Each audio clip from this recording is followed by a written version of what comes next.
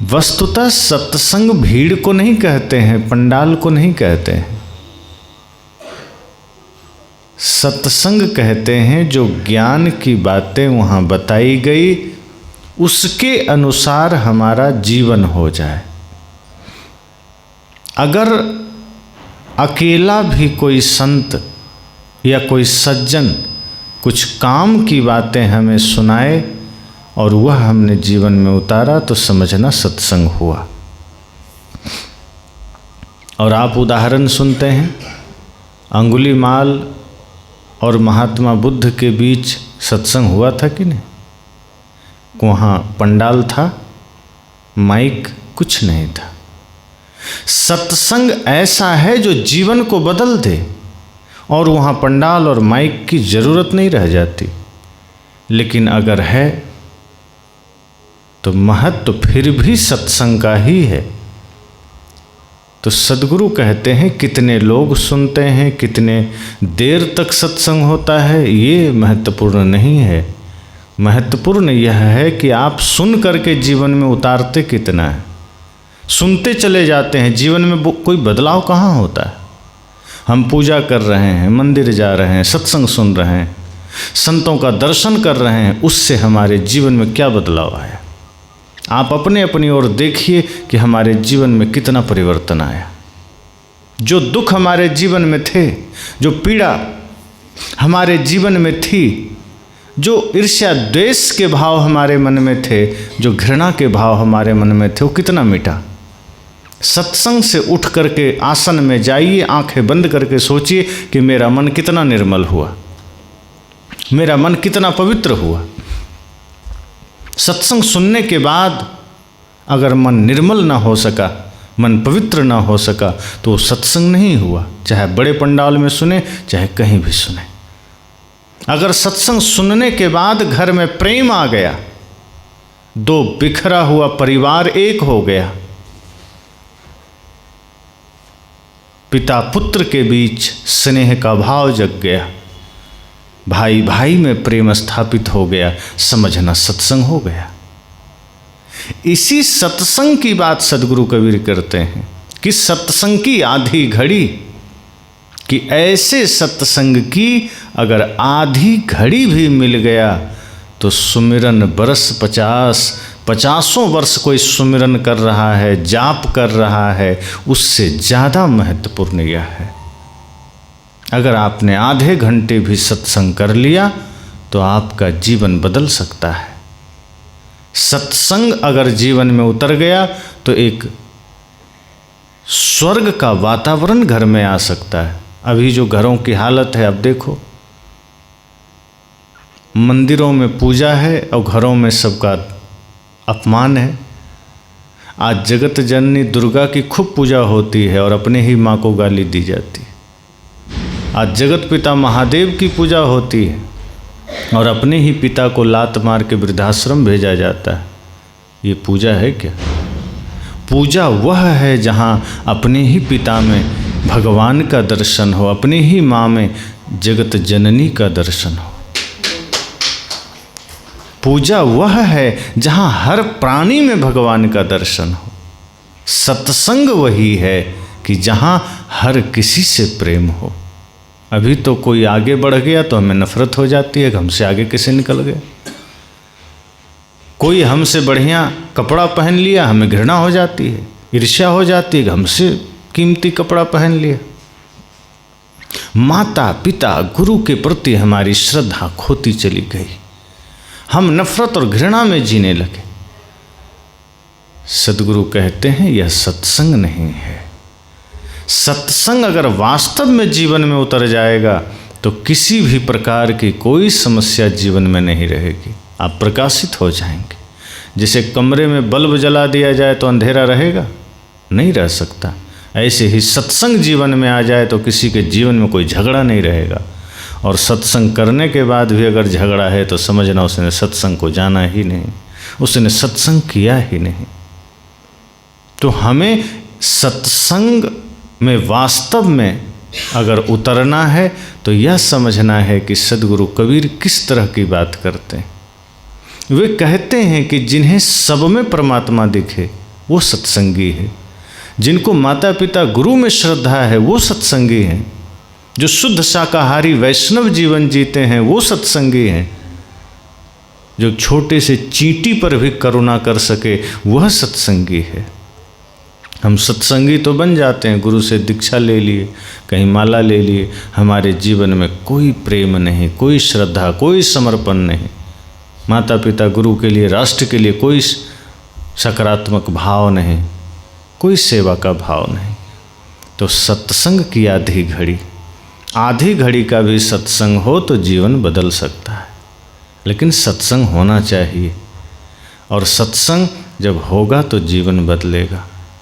पहले के समय में बड़े बड़े कुआं से या तालाब से, खास करके बड़े बड़े कुआं से रहट की व्यवस्था होती थी, जिसमें दर्जनों पात्र लगे होते थे टीन के, और एक पानी में डूबता था, दूसरा निकलता था, डूबता था, ऐसे चक्र जैसा घूमता रहता था। पानी भर के जा रहा है, निकल रहा है, और वो रहट से सिंचाई होती थी।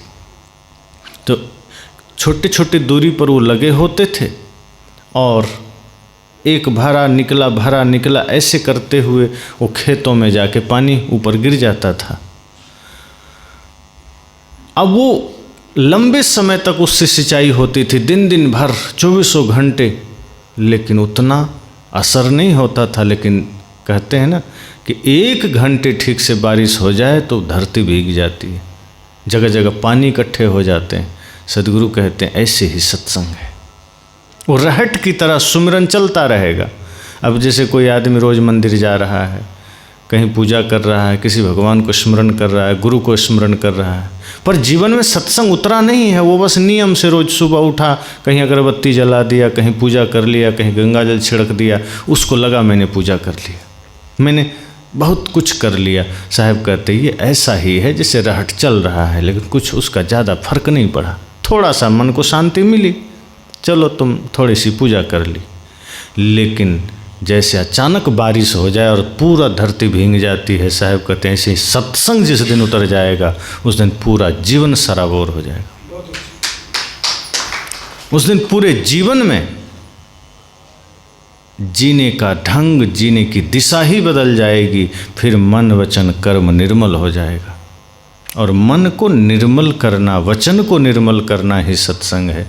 अभी हम सत्संग भी करते हैं और हमारा वचन कितना कटु होता है।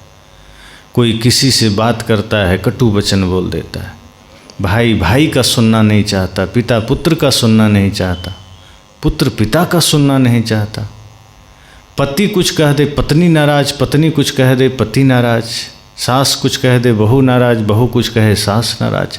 कोई किसी को सुनने को राजी नहीं।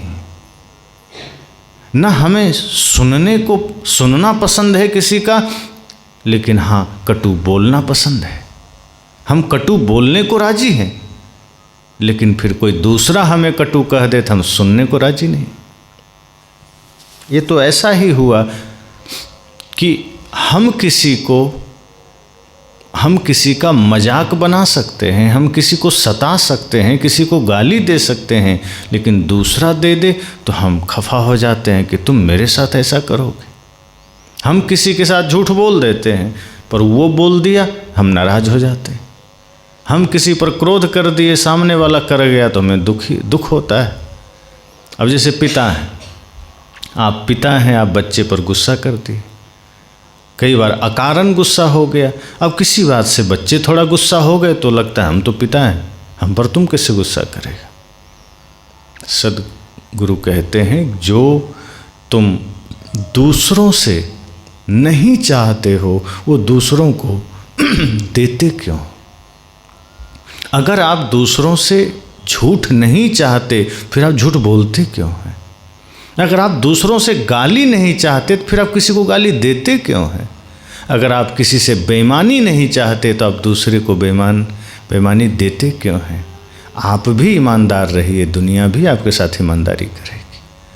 सत्संग का अर्थ सिर्फ इतना नहीं, मैंने पहले ही कहा कि बैठ के बस 10, 20, 50 आदमी, 1000 आदमी बैठ के कुछ सुन लिया, घर चले गए। सत्संग का मतलब है प्रतिपल अपने मन को देखना, प्रतिपल अपने विचारों को शुद्ध करना, प्रतिपल अपने आचरण को शुद्ध करना। सदैव सजग रहिए कि इन आँखों से कुछ गलत न देख सकूं, कानों से गलत न सुन लूं, ये हाथ कुछ गलत न कर जाए, ये पैर कुछ गलत न कर जाए, ये मन गलत सोच न पैदा कर ले, ये मुख से कुछ गलत शब्द न निकल जाए। जब इतनी सजगता आ जाएगी कि एक एक इंद्रियों से पूरा पवित्र, एक एक इंद्रियों में पवित्रता आ जाएगी, समझो सत्संग हो गया। अभी हम सत्संग भी कर रहे हैं, आंखें गलत भी देख रही है, कान गलत सुन भी रहे हैं, मुख से गलत बोल भी रहे हैं, पैर भी जहाँ तहाँ नाच नौटंकी देखने को चला गया। पैर मतलब पैर बस नहीं गया, आदमी गया तो पैर के ही द्वारा गया।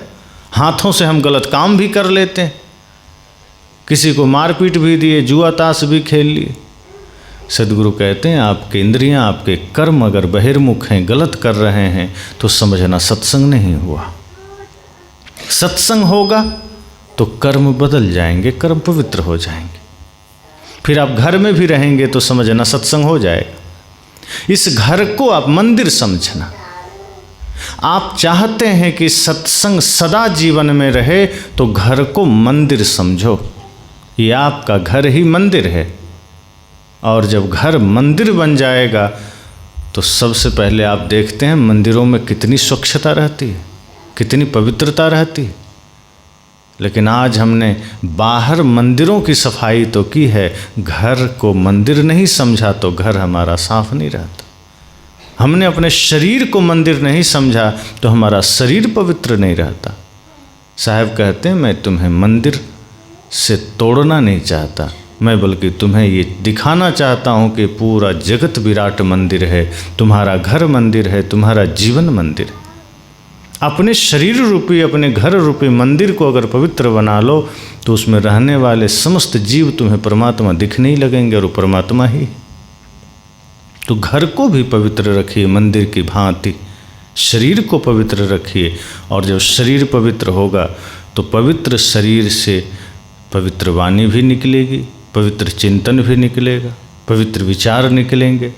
अभी हम कितना भी बढ़िया कपड़ा पहनते हैं, कितना भी बढ़िया खाते हैं, लेकिन बोलना होता है तो एकदम कड़वा बोलते हैं। कोई आदमी रोज़ चीनी मीठा खा रहा है, मिठाई खा रहा है, लेकिन बोलने का समय आया तो कड़वा बोल दिया, तो क्या मतलब हुआ? शरीर पर आप कितना भी कीमती वस्त्र पहन रहे हैं, लेकिन वाणी अगर सही नहीं निकली तो वो बाहर की सुंदरता किस काम की? सदगुरु कहते हैं कि शरीर में साधारण कपड़े पहनो, कोई हर्ज नहीं। आप मीठा नहीं भी खाएं, कोई हर्ज नहीं, लेकिन मीठा बोलें। अगर मीठा बोलेंगे तो वो मीठी वाणी दूसरे के हृदय में शीतलता पैदा करेगी, दूसरे के हृदय में शांति पैदा करेगी। इसलिए मैंने कहा कि जब आपका बाहर भीतर शुद्धि रहेगी, बाहर भी घर मंदिर बनेगा, शरीर भी मंदिर बनेगा, तो वाणी भी पवित्र निकलेगी, चिंतन भी पवित्र निकलेगा। फिर गलत सोचेंगे नहीं, गलत विचार नहीं करेंगे, फिर किसी के साथ दगा नहीं करेंगे, किसी को धोखा नहीं देंगे, मन में कोई भी दुर्भावना नहीं आएगा। अभी तो ये रहता है कि बस किसी तरह अपना काम बन जाए, दूसरे को तो कोई मतलब नहीं, नरक में जाए। सदगुरु कहते हैं यही तो सत्संग की कमी है कि बाहर सत्संग चल रहा है, भीतर सत्संग नहीं उतरा, इसलिए सारी समस्या है। इसलिए जीवन में सदा प्रयास करिए कि हृदय में सत्संग उतर सके। जब हृदय में सत्संग उतरेगा तो घर जगमगा उठेगा, पूरा घर आनंद से भर उठेगा। जैसे राम जी का पूरा जीवन देखिए, उनके जीवन में सत्संग था, भक्ति थी, गुरु आज्ञा थी, माता पिता के प्रति श्रद्धा थी, तो राम जी का परिवार बिखरा लेकिन दुख नहीं आया। अब लोग कहेंगे दुख तो आया, लेकिन दुख आया पर उन्होंने दुख को सिर पर या हृदय में आने नहीं दिया। वो जहाँ थे वहाँ सुख में थे, वो जंगल में भी थे तो आनंद में थे, परम शांति में थे। और परिवार भले ही कोई यहाँ कोई वहाँ चला गया, पर किसी का किसी से प्रेम खत्म नहीं हुआ।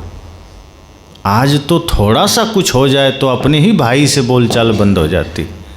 10 साल 15 साल 20 साल साथ रहने वाले पति पत्नी भी अचानक कहते नहीं हम तुम्हारे साथ नहीं रहेंगे, चलो तलाक दे दो। ये हमारी भक्ति, ये हमारा सत्संग है, यही इसका फल हुआ। क्या मतलब हुआ? क्षुद्र चीज़ों के लिए हम प्रेम तोड़ लेते हैं, क्षणिक चीज़ों के लिए हम एक दूसरे से नाता तोड़ लेते हैं। धन वैभव जो नश्वर है, जो छूट जाएगा, साथ जाएगा क्या? उसी के लिए हम परिवार से प्रेम तोड़ लेते हैं, भाई से प्रेम तोड़ लेते हैं।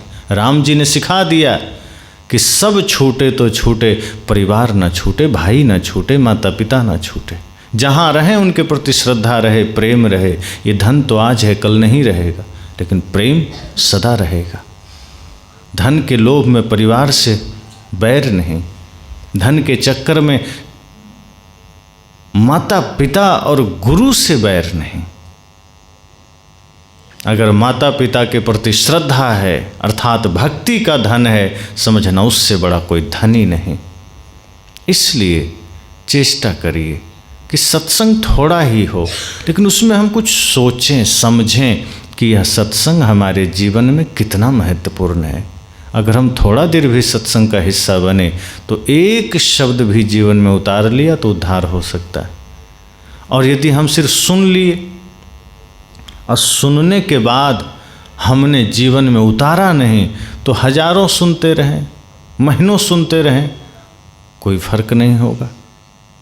जैसे भोजन का समय हो, थाली में भोजन परस दिया जाए और सामने रख दिया जाए और आप खाएं नहीं, सिर्फ देखते रहें तो पेट भरेगा। अगर थाली में भोजन परस दिया गया और उसे खाएंगे नहीं, सिर्फ रखा रहेगा, पेट नहीं भरेगा। सत्संग में हम वही करते हैं। सत्संग सुनाया जाता है, हम सुनते हैं, खूब बढ़िया से सुनते हैं, लेकिन उसको हृदय में उतारते नहीं हैं तो लाभ नहीं करता है। सत्संग को उतरने दीजिए, हृदय में मंथन करिए, आसन में जाइए, चिंतन करिए कि सत्संग हम सुनते हैं, हमारा जीवन बदला क्यों नहीं? क्यों हम घृणा में जीते हैं? क्यों हम नफरत में जीते हैं? थोड़े दिन की जिंदगी है, ये हमारा खुद का शरीर नहीं रहेगा और हम दुनियादारी के लिए मरे जा रहे हैं। एक दिन सब छूटेगा पर प्रेम नहीं छूटेगा। प्रेम आत्मा का स्वभाव है और ये प्रपंच शरीर से जुड़ा है और शरीर सबका मिटेगा। अभी इसी पूरे नगर में 100-150 साल पहले वाले कोई बचे हैं? 150 साल वाले तो कोई नहीं होंगे। सोचो वो भी हमारे आपकी तरह रहे होंगे।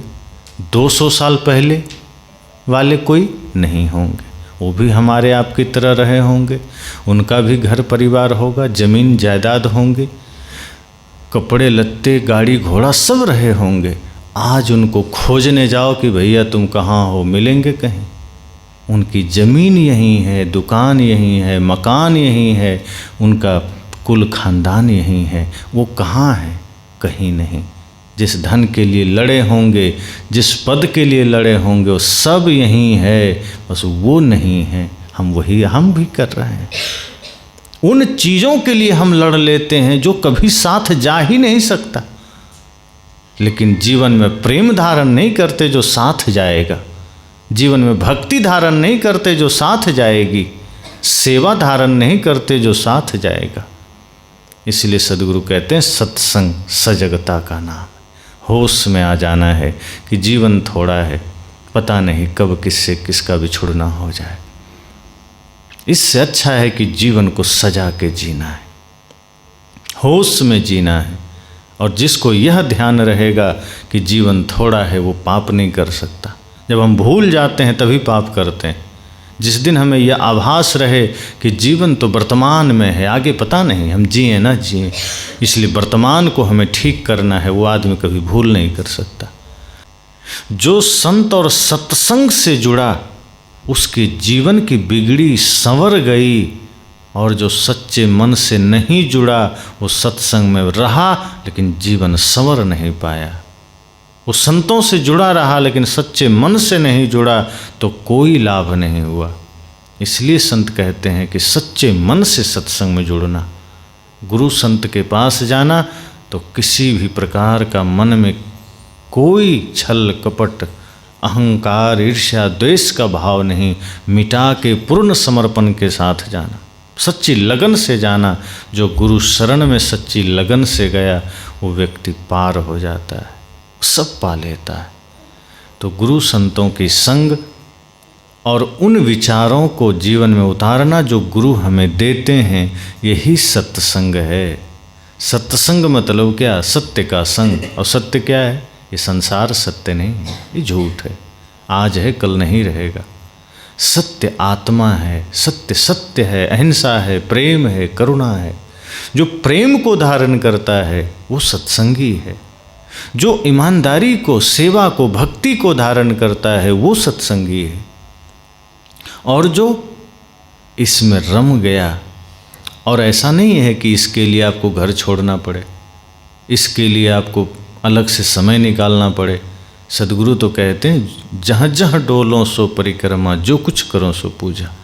आप झाड़ू लगाओ घर में, ये सोचो कि मैं मंदिर में झाड़ू लगा रहा हूँ, वही पूजा हो गया। आप भोजन बनाएं, ये सोच कर बनाएं कि हम भगवान का भोजन बना रहे हैं, वही पूजा हो गया। आप एक एक कर्म ऐसा करिए जैसे कि आप मंदिर में भगवान के लिए, परमात्मा के लिए कर रहे हैं। आप देखेंगे कि आपका कर्म पूजा हो गया। संत रैदास जी के लिए कहा जाता है ना, आज उनकी जयंती भी, कि मन चंगा तो कठौते में गंगा। सबको पता है।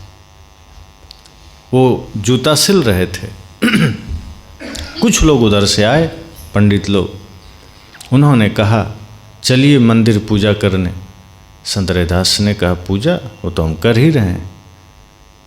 तो पंडित ने कहा कि यहाँ तो अगरबत्ती नहीं दिख रही है, धूप नहीं दिख रहा है, यहाँ बेलपत्र भी नहीं दिख रहा है, आप पूजा कैसे कर रहे हैं? संत रैदास ने कहा कि तुम ये मानते हो कि मंदिर में जाना, धूप दीप अगरबत्ती जलाना, दिखाना पूजा है, पर मेरी नज़र में जूता सिलना भी पूजा है। तो पंडित हंसने लगे, कहीं क्या मजाक है, जूता सिलना कहीं पूजा होता है? अरे पूजा तो जब तक हम बेलपत्र ना चढ़ा दें, प्रसाद ना चढ़ा दें, पुष्प ना चढ़ा दें, तब तक पूजा कहाँ को। कहा तुम उस मंदिर में पूजा करने जाओगे, बेलपत्र चढ़ा दोगे, मिठाई चढ़ा दोगे, दूध चढ़ा दोगे, और बाहर जब आओगे तो लोगों के साथ बदतमीजी करोगे, झूठ बोलोगे, छल करोगे, गुस्सा करोगे, और तुम सोचते हो कि तुमने पूजा कर लिया। मैं जूता सिल रहा हूँ और मेरे मन में इतना ही भाव है कि ये जूता किसी इंसान रूपी भगवान के चरण की सुरक्षा करेगा, और यह भाव से मैं जूता सिलता हूँ, सोचो मेरी पूजा हो गई। मेरी ये जूता किसी न किसी इंसान रूपी भगवान के चरण की रक्षा के लिए, मैं इस भाव से सिलता हूँ। मैं ये जूता भी सिलता हूँ तो पूजा के भाव से सिलता हूँ। तुम पूजा भी करते हो तो छल के भाव से करते हो। कितना फ़र्क है दोनों में, कि हम पूजा भी करते हैं तो किसी और के दुख की कामना करने चले जाते हैं, अपने लिए सुख मांगते हैं भगवान से कि भगवान हमको सुख दे दो, हमें घर दे दो, पद दे दो, और पड़ोसी को नरक दे दो। यही तो मांगते हैं कि हमारा घर 5 मंजिला कर दो और पड़ोसी का 2 मंजिला है तो भूकंप में तोड़ दो उसको। हमारा घर चकमक बना दो, चमचमा दो, और पड़ोसी का झोपड़ी बना दो और उस झोपड़ी में भी आग लगा दो। सदगुरु कहते हैं ये पूजा नहीं है। कर्म ऐसा करो कि पूजा बन जाए। पर दुर्भाग्य है कि हम पूजा भी ऐसा करते हैं जो छल बन जाता है। पूजा भी हम करने चले गए मंदिर तो पूजा पूजा नहीं बना, छल बन गया, कपट बन गया। जैसे शकुनी जैसा स्वभाव हमारा हो गया कि बाहर से मीठा मीठा भीतर कपट जाल। मंथरा जैसी आदत हो गई, बाहर से मीठा मीठा भीतर से छल है। सदगुरु कहते हैं, सदगुरु रविदास कहते हैं नहीं, ऐसा नहीं चलेगा। कर्म को पूजा बनाओ। झाड़ू भी लगाओ तो ये सोचो कि हम मंदिर में लगा रहे हैं, फिर आपका झाड़ू लगाना भी पूजा से कम नहीं होगा। घर में भोजन बनाओ, पति के लिए, सास ससुर के लिए, बच्चे के लिए, ये सोच के बनाओ कि यही भोजन मेरा परमात्मा का प्रसाद है। फिर वो भोजन बड़े प्यार से बनेगा। अभी तो भोजन कई बार बनता है खिन्नता में, पति से झगड़ा हुआ, बच्चे ने कुछ कह दिया, सास ससुर ने कुछ कह दिया, गुस्सा का हालत है, उसी में जैसे तैसे भोजन बना दिया। अब इस अवस्था में जब भोजन बनता है वो भोजन विषैला हो जाता है। आपके मन के भावनाओं का प्रभाव भोजन पर पड़ता है, और वैसा अन्न कोई खाता है तो उसका मन भी दूषित होता है। इसलिए संत कहते हैं ऐसी अवस्थाओं में कभी भोजन मत बनाना। फिर वो भोजन कभी किसी के हितकारी में नहीं होगा, वो फिर अहितकारी बनेगा। भोजन बनाते समय सारे गिले शिकवे भूल करके पूर्ण आनंद के साथ, पूर्ण भक्ति के साथ, श्रद्धा के साथ, पवित्रता के साथ जब भी भोजन बनाओ, अपने लिए भी यह सोचो कि यह परमात्मा का भोजन है। ऋषियों ने उस अन्न को ब्रह्म कहा है, अन्नम ब्रह्म। तो जब भोजन बनाइए ये सोचिए कि रसोई घर हमारा रसोई घर नहीं, ये परमात्मा का मंदिर है और यह प्रसाद है। हम इसे जितनी पवित्रता से बना सकें, जितनी शुद्धता से बना सकें, तो सद्गुरु कहते हैं फिर आपका भोजन बनाना भी पूजा हो जाएगा। फिर आप जिनको खिलाएंगे, वो जो भोजन ग्रहण करेंगे, वो तृप्ति का कोई वर्णन नहीं कर सकते, वो अलग ही तृप्ति होगी। जैसे आप आश्रम में जाते हैं, मंदिरों में जाते हैं, वहाँ जो आपको प्रसाद मिलता है होता वही है जो आप घर में बनाते हैं, लेकिन उसका नाम प्रसाद हो जाता है। क्यों? क्योंकि वो बनता ही भक्ति के साथ है, श्रद्धा के साथ है। घर में कितना बढ़िया व्यंजन बनाओ, उसको प्रसाद नहीं कहते। लेकिन सद्गुरु कहते हैं कि घर में भी प्रसाद बनाओ, इतनी श्रद्धा से बनाओ, इतने प्रेम से बनाओ कि आपका घर का भोजन भी प्रसाद बन जाए। हो गया सत्संग। यही तो सत्संग है। आप एक दूसरे से मीठा वचन बोलें, हो गया सत्संग। झूठ ना बोलें, हो गया सत्संग। बाहर भीतर स्वच्छता का वातावरण रखें, घर आंगन स्वच्छ रखें, मंदिर की भांति, हो गया सत्संग। स्वयं के शरीर की शुद्धि रखें, सत्संग हो गया। बाहर सिर्फ पंडालों में सत्संग नहीं होता। हमने वही किया, पंडालों में सत्संग कर लिया, या कहीं अलग बैठ के जैसे यहाँ बैठा, ये सत्संग हो गया, घर जाते जाते सत्संग छोड़ दिया। सद्गुरु कहते हैं यहाँ तो सिर्फ चर्चा होती है, असली सत्संग तो हमारे जीवन के उन अवस्थाओं में होता है जब हम सो रहे हैं, खा रहे हैं, जग रहे हैं, कहीं काम कर रहे हैं, किसी से बात कर रहे हैं, तब सत्संग होना चाहिए। तब समझना कि आप सत्संगी हो गए। भोजन बनाते समय अगर सत्संग आ जाए तो भोजन कभी गलत नहीं बनेगा। झाड़ू लगाते समय सत्संग आ जाए तो कभी धूल छूटेगी नहीं। बात करते समय सत्संग आ जाए तो आप किसी से झूठ नहीं बोलेंगे, गलत नहीं बोलेंगे, गुस्सा नहीं करेंगे। बच्चों के साथ बैठे हैं और उस समय सत्संग उतर जाए तो आप अपने बच्चों में वो संस्कार देंगे जो कभी राम जी को उनके माता पिता से मिला था, जो श्रवण कुमार को मिला था। आप भी तो चाहते हैं। तो इसलिए संत कहते हैं, सद्गुरु कहते हैं, सत्संग की आधी घड़ी बहुत है। थोड़ा भी सत्संग हो, जरूरी नहीं 2-4 घंटे ही हो, 10-20 मिनट भी सत्संग हो जाए, बस वो जीवन में उतर जाए, समझना कल्याण हो गया। तो अभी इतना ही।